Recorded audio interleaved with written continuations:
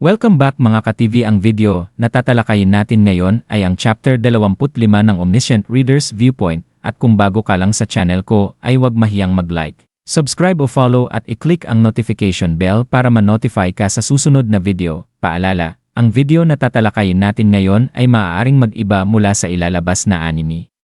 Hindi ko inaangkin ang mga drawing o anumang materyales na ipapakita. Ang layunin ko ay magpakita ng suporta at magbigay ng impormasyon tungkol dito. Ang lahat ng kredito ay nananatili sa mga orihinal na may-ari. Maraming salamat. Kinabukasan, tila ibang-iba na ang pakiramdam ng Gumho Station. Mabigat pa rin ang hangin dahil sa nangyari noong nakaraang araw. At ang unang napansin ay ang pagkawala ni Han Myung-oh. Noong nagsimula ang labanan, nagawa niyang magtago at umiwas sa direktang sagupaan, ngunit matapos ang lahat, wala na siyang bakas. Hindi malinaw kung nagtatago pa rin siya sa loob ng estasyon o kung nagpasya na siyang umalis papunta sa susunod. Gayunpaman, gaya ng tahasang sinabi ni Jung Hee-won, hindi siya dapat pagtuunan ng pansin. Hindi naman niya ito nagustuhan mula pa sa simula, at higit pa rito, hindi lang siya ang nawala. Sa katunayan, halos wala ng tao sa estasyon. Hindi dahil sa kakaunti ang nakaligtas, sa kabaligtaran, mas marami pang ang nakaligtas kumpara sa orihinal na daloy ng pangyayari. Ngunit karamihan sa kanila ay umalis noong gabi, marahil dala ng kani-kanilang dahilan, takot, pag-asa, o sariling plano para mabuhay. Naiwan ang isang tila hungkag na espasyo. Tahimik na pinagmasdan ni Yo-sang-ah ang mga natitirang tao at nagtanong kung magiging maayos ba sila. Makatuwiran ang kanyang pag-aalala, sa mundong ito, hindi na sapat ang bilang, mas mahalaga na ang lakas, tiwala, at kakayahang gumawa ng mahihirap na desisyon. Sa kabuuan, 10 na lamang sila sa Gumho Station. 5 sa kanila ay sina Kim Dokja at ang kanyang mga kasama, sina Yo-sang-ah, Lee Hyun-sung, Lee Gil-yaung, at Jung Hee-won, habang ang natitirang 5 ay mga survivor na piniling manatili. Sa katahimikan, si Jung Hee-won ang unang nagsalita at kaswal na tinanong kung sasama ba ang mga ito sa kanila. Bagamat magaan ang tono niya, nagdulot ito ng tensyon.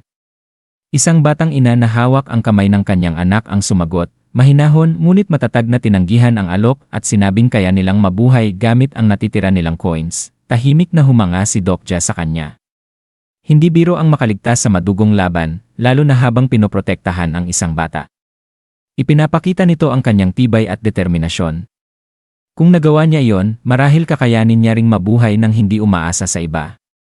Hindi na pinilit ni Jung Hee-won ang kanilang desisyon, tumango lamang siya at binati sila ng swerte. Nang tumalikod siya, kapansin-pansin ang paghinga ng maluwag ng mga survivor. Naiintindihan iyon ni Dokja na saksihan nila ang matinding pangyayari kahapon. May tumangging magpakita ng awa at may isa namang walang awang pumatay kahit pa may dahilan. Sa kanilang paningin, maaaring hindi gaanong naiiba si Jung Hee-won sa Cheoldo Group. Pagkatapos, binalingan ni Dokja si Lee Hyun-sung na tila lutang pa rin at iniisip ang nangyari kahapon. Nang tawagin, nagulat ito at agad nagulat ng kanilang mga paghahanda.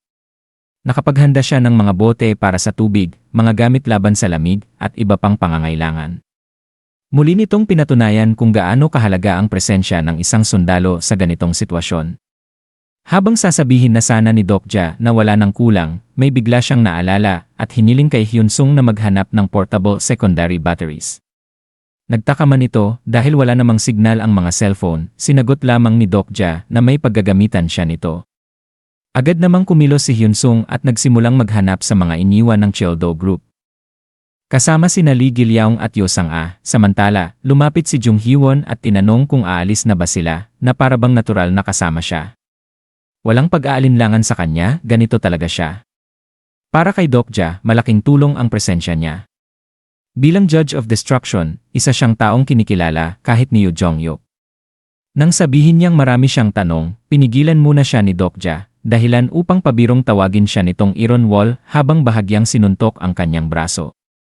Maya-maya, may lumitaw na mensahe, nagbigay si Jung Hee-won ng 1,500 coins. Ipinaliwanag niyang hindi niya kayang sarilinin ang lahat, lalo na't siya ang nakakuha ng karamihan matapos talunin ang Cheoldo Group. Balak din niyang ibahagi ito sa iba. Naunawaan ito ni Dokja, ngunit nakaramdam siya ng kaunting kaba dahil hindi alam ni Hee-won na mas marami pa siyang coins. Habang nauuna si Jung Hee-won upang ayusin ang daraanan, nagsimulang lumitaw ang mga mensahe mula sa mga constellation na tila natutuwa sa kanilang samahan. Ngunit may iba pang iniisip si Dokja.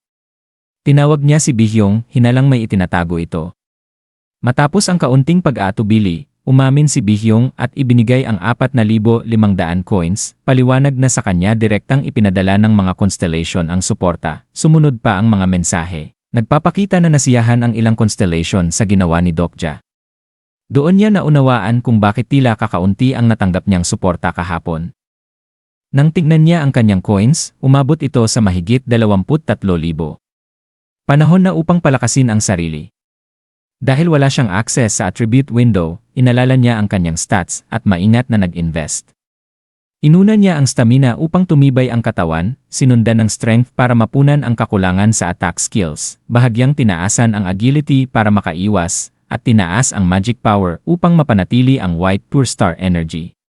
Kahit kaya pa niyang magdagdag, pinili niyang magtipid dahil kakailanganin niya ito sa Chongmuro. Matapos ang lahat, tinipon ni Dokja ang kanyang mga kasama at tiniyak na handa na silang umalis. Makikita sa kanilang mga mukha ang bigat ng kanilang pinagdaanan. Ngunit naroon din ang determinasyon. Nagsimula na ang kanilang paglalakbay patungong Chongmuro. Hindi nagtagal, lumitaw ang mensahe ng system, nagsimula na ang ikalawang main scenario, kung saan kailangan nilang tumawid sa tunnel at marating ang main base. Mukhang simple, ngunit agad silang sinalubong ng humigit kumulang 30 ground rats. Agad silang nag-ayos ng pormasyon.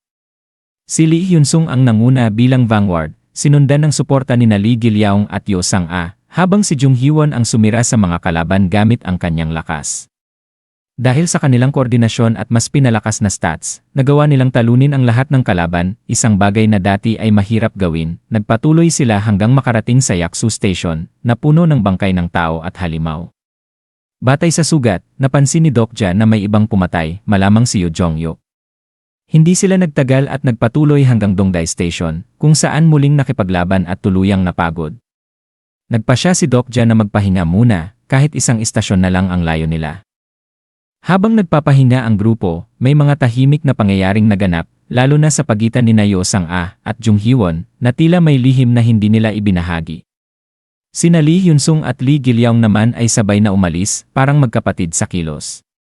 Sa gitna ng kaguluhan, nakaramdam si Dokja ng kakaibang normalidad, pagkatapos, nagpasya si Dokja na umakyat sa ibabaw kahit may nakalalasong fog. Hindi niya pinansin ang pang-aasar ni Jung Hee-won at nagtungo sa exit 6 ng Dongdae Station. Habang umaakyat, ramdam niya ang epekto ng lason kaya't nagmadali siya. Sa itaas, nakita niya ang hinahanap, isang tansong rebulto ng isang monghe mula sa panahon ng Joseon na may kakaibang dignidad. Ito ang rebulto ni Yujeong sa Myeongdang. Matapos tiyakin na wala pang ibang nakakatuklas nito, tumayo siya sa harap nito at nagdasal. Agad siyang binigyan ng coins ng isang constellation na natuwa sa kanyang kilos. Ngunit hindi iyon ang tunay niyang pakay. Walang pag-aalinlangan, ginamit niya ang Blade of Fate gamit ang White Pure Star Energy at tinamaan ang rebulto. Nagulat ang constellation sa kanyang ginawa, isang aksyon na puno ng panganib, ngunit para kay Dokja, bahagi lamang ito ng kanyang mas malalim na plano, at diyan nagtatapos ang kabanata 25 ng Omniscient Reader's Viewpoint. Gusto niyo ba ng chapter 26? Mag-comment na sa baba mga ka-TV at hanggang sa susunod nating talakayan, paalam.